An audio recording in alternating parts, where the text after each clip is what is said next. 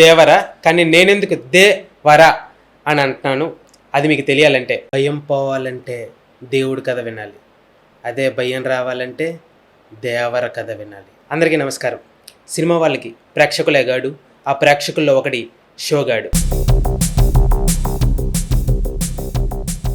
షోగాడ్ alias Nagesh. షోగాడు ఈ వారం వెళ్ళిన సినిమా పేరు దేవర part 1, acted by Nandamuri Taraka Ramarao గారు, జూనియర్ ఎన్టీఆర్ గారు అండ్ హీరోయిన్గా జాన్వీ కపూర్ గారు and directed by Koratala Shiva గారు. ఇంకా సినిమా కథ పాయింట్ విషయానికి వస్తే, అసలు భయం ఏంటో తెలియని ఒక ధైర్యవంతుల దగ్గర తిరుగుతూ ఆ భయాన్ని, ఆ ధైర్యవంతుడు ఎలా భయాన్ని పరిచయం చేశాడు అన్నదే దేవర పార్ట్ 1 కథ. ఈ దేవర పార్ట్ 1 కథ విషయానికి వస్తే, సింపుల్ స్టోరీని చాలా లాజికల్గా స్క్రీన్ ప్లే తోటి కొరటాల శివ గారు చాలా బాగా డిజైన్ చేశారు సినిమాని. యాక్ట్రెస్ పర్ఫార్మెన్స్ విషయానికి వస్తే, యాజ్ యూజువల్ జూనియర్ ఎన్టీఆర్ గారు టాప్ నాచ్. ఆయన ఈ సినిమాకి ప్రాణం పోశారు. ఆర్ఆర్ఆర్ తర్వాత ఈ సినిమా వచ్చింది అంటే మనం ఎంత ఎక్స్పెక్టేషన్స్లో వెళ్తామో ఆ ఎక్స్పెక్టేషన్స్ డ్యామ్ షూర్గా రీచ్ అయిపోతాం. సినిమాని ఆయన నుంచి మనం ఏ ఎలిమెంట్స్ అయితే కోరుకుంటున్నామో ఆ ఎలిమెంట్స్ అన్నీ ఖచ్చితంగా ఈ సినిమాలో ఉన్నాయి. సో మీరు మరీ వెళ్ళి చూడండి, సినిమా అయితే అదిరిపోయింది అంతే.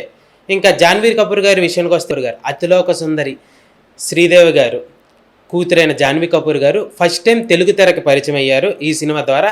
ఆవిడ అందంతో, అభినయంతో కట్టి పడేశారు జనాల్ని. మేబీ సెకండ్ పార్ట్లో ఆవిడ డ్యూరేషన్ ఎక్కువ ఉండొచ్చేమో, ఫస్ట్ పార్ట్కి మాత్రం ఆవిడ క్యారెక్టర్ ఆవిడ న్యాయంగానే బాగానే చేశారు. ఓకే, ఇంకా విలన్గా యాక్ట్ చేసిన సైఫ్ అలీ ఖాన్ గారు మొట్టమొదటిగా కిందటి సంవత్సరం రిలీజ్ అయిన ఆదిపురుషులో సైఫ్ అలీ ఖాన్ గారు యాక్ట్ చేశారు. ఆ సినిమా చూసి ఆయన యాక్టింగ్ మీద కానీ దేని గురించి కానీ మనం ఏమైనా డిసప్పాయింట్ అయ్యి ఉంటే, ఈ సినిమా చూసిన తర్వాత బైరా క్యారెక్టర్కి ఖచ్చితంగా యాప్ట్ సైఫ్ అలీ ఖాన్ గారే అన్నట్టు చాలా బాగా యాక్ట్ చేశారు. మ్యాన్ ఆఫ్ మాసెస్ ఎన్టీఆర్ గారితో మ్యాన్ ఆఫ్ విలన్ బైరా గారు సరితూగేలాగా యాక్ట్ చేశారు. సినిమాలో బైరా క్యారెక్టర్ మాత్రం ఎన్టీఆర్ గారి క్యారెక్టర్ తర్వాత హైలైట్ అయిన క్యారెక్టర్ ఆయనదే. చాలా బాగా చేశారు. ఇంకా యాక్టర్స్ పర్ఫార్మెన్స్ వస్తే శ్రీకాంత్ గారు, ప్రకాష్ రాజ్ గారు, మురళీ శర్మ గారు, ఇలా చాలామంది ఉన్నారు. వాళ్ళ పరిధి మేరకు సినిమాని బాగా తీసుకొచ్చారు. ఇంకా సినిమా ఓవరాల్గా చూసుకుంటే నాకు చాలా బాగా నచ్చింది. ఇంకా మన ఫస్ట్ ఆఫ్ ఆల్ డైరెక్టర్ గారి విషయానికి వస్తే కొరటాల శివ గారు ఆచార్య సినిమా ఫ్లాప్ తర్వాత ఆయన్ని ఏం చూసి ఎన్టీఆర్ గారు అనుకున్నారు, సమాధానంగా దేవర పార్ట్ 1 వచ్చింది. దేవర పార్ట్ 1 చూస్తే కొరటాల శివ గారు ఈజ్ బ్యాక్ అనిపించింది నాకైతే ఖచ్చితంగా. ఎందుకంటే ఆయన తీసుకున్న విధానం కానీ, ఆయన ఎంచుకున్న కథ పాయింట్ విషయాన్ని కానీ, ఆయన తీర్చిదిద్దిన విధానం కానీ చాలా అంటే చాలా బాగుంది. సినిమాని మీరు ఖచ్చితంగా ఎంజాయ్ చేస్తారు. కొరటాల శివ గారు ఇప్పుడు వరకు రాజమౌళి గారితో చేసిన సినిమాల్లో ఏ హీరో అయితే నెక్స్ట్ ఏ డైరెక్టర్తో చేస్తారో ఆ సినిమా హీరో ఫ్లాప్ అవుతుందని అందరూ ఒక నమ్మకం ఉండేది. ఆ నమ్మకాన్ని మీరు ఈరోజు ఒమ్ము చేశారని సగర్వంగా చెప్తున్నాను. చాలా అంటే చాలా బాగా సినిమాని డిజైన్ చేశారు. సినిమా అయితే చాలా బాగా వచ్చింది. ఇంకా ప్రొడక్షన్ వాల్యూస్ విషయానికి వస్తే, Nandamuri Taraka Ramarao arts and Yuvasudha arts బ్యానర్పై కళ్యాణ్ రామ్ గారు అండ్ సుధాకర్ గారు సినిమాని చాలా బాగా మంచి ప్రొడక్షన్ వాల్యూస్తో సినిమాని డిజైన్ చేశారు. ప్రొడక్షన్స్ చాలా బాగున్నాయి. బ్యాక్గ్రౌండ్ మ్యూజిక్ విషయానికి వస్తే అనిరుద్ధ్ గారు సినిమాని చించి వదిలేశారు. సాంగ్స్ 3 సాంగ్సే టైం సాంగ్స్ వస్తాయి అండ్ సాంగ్స్తో పాటు బ్యాక్గ్రౌండ్ని మన ఫ్లోతో తీసుకెళ్లారు. అనిరుద్ధ్ గారు Telugu cinema, straight Telugu cinema చాలా సంవత్సరాలు చేశారు. మీరు మాత్రం చితగ్గొట్టారండి. కేక.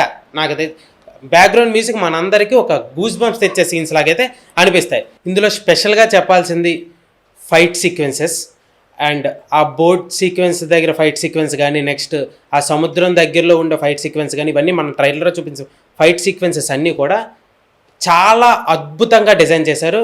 సో కింగ్ సోలమన్ గారు మీ ఫైట్ సీక్వెన్సెస్కి hats off. Art director Sabu Cyril గారు ఇంకా పడవ సెట్స్ కానీ అండ్ నార్మల్గా విలేజ్ సెట్స్ కానీ, సముద్రం సెట్స్ కానీ, ఎర్ర సముద్రం అనే ఒక ప్లేస్ని కానీ చాలా అంటే చాలా బాగా డిజైన్ చేశారు. ఆర్ట్ డైరెక్టర్ గారు హ్యాట్స్ ఆఫ్. చాలా అంటే చాలా బాగా ఉంది. ఇంకా సినిమా దేవర గురించి ఫైనల్గా ఒక ముక్కలో చెప్పాలంటే, సినిమా అదిరిపోయింది. ఖచ్చితంగా సినిమా మీ దగ్గరలో ఉన్న థియేటర్లో వెళ్ళి చూడండి.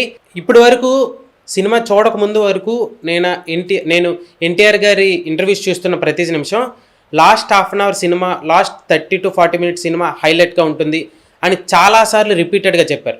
నేను ఆ ఇంటర్వ్యూ చూసి అసలు మనం ఆయన అన్నంత ఎక్స్పెక్టేషన్స్కి మనం రీచ్ అవ్వగలమా అనే ఫీలింగ్ తోటే నేను సినిమాకి వెళ్ళాను. నిజంగానే లాస్ట్ 30 to 40 minutes సినిమాని ఎడ్జ్ ఆఫ్ ద సీట్స్లో ఉంచి సినిమాని పీక్స్లో తీసుకెళ్లారు. ఆ క్లైమాక్స్లో వచ్చే ట్విస్ట్ అయితే మనందరికీ ముందే తెలుసు అనే ఫీలింగ్, మనందరికీ ఓకే ఈ ట్విస్ట్ మనం ఆల్రెడీ తెలిసిందే ఉంటుంది అనే ఫీలింగ్లోనే మనం ఉంటాం. ఆల్రెడీ గెస్ట్ కూడా చాలా మంది చేసేస్తారు.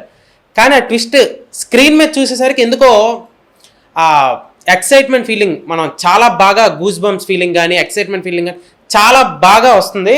సో దయచేసి క్లైమాక్స్ని ఎవరు బయటికి చెప్పి స్పాయిల్ చేయకండి సినిమాని.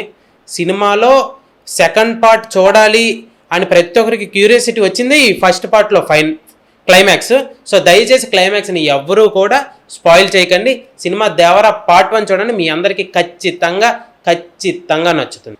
చాలామంది సినిమా బయట చూసిన తర్వాత బయటకు వచ్చి క్లైమాక్స్ ఇలా ఉంది, క్లైమాక్స్ ఈ పాయింట్ ఉంది, సో ఈ పాయింట్ వల్లే మనకి సినిమా సెకండ్ పార్ట్ చూడాలి అని వాళ్ళు చూసిన వాళ్ళు చూడని వాళ్ళకి చెప్పేస్తున్నారు.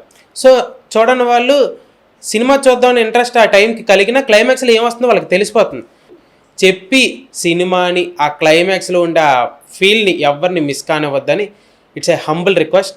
సో దయచేసి ఎవరు క్లైమాక్స్ని స్పాయిల్ చేయకండి, సినిమాని కాపాడండి. దేవరా పార్ట్ 1 అదిరిపోయింది. ఇంకా సినిమా ఓవరాల్గా షోగాడ్ ఇచ్చే రేటింగ్ దేవరాకి 4/5. దేవరా, కానీ నేనెందుకు దేవరా అని అంటున్నాను అది మీకు తెలియాలంటే సినిమా క్లైమాక్స్ చూడండి, మీకు ఒక అర్థం తెలుస్తుంది. Thank you.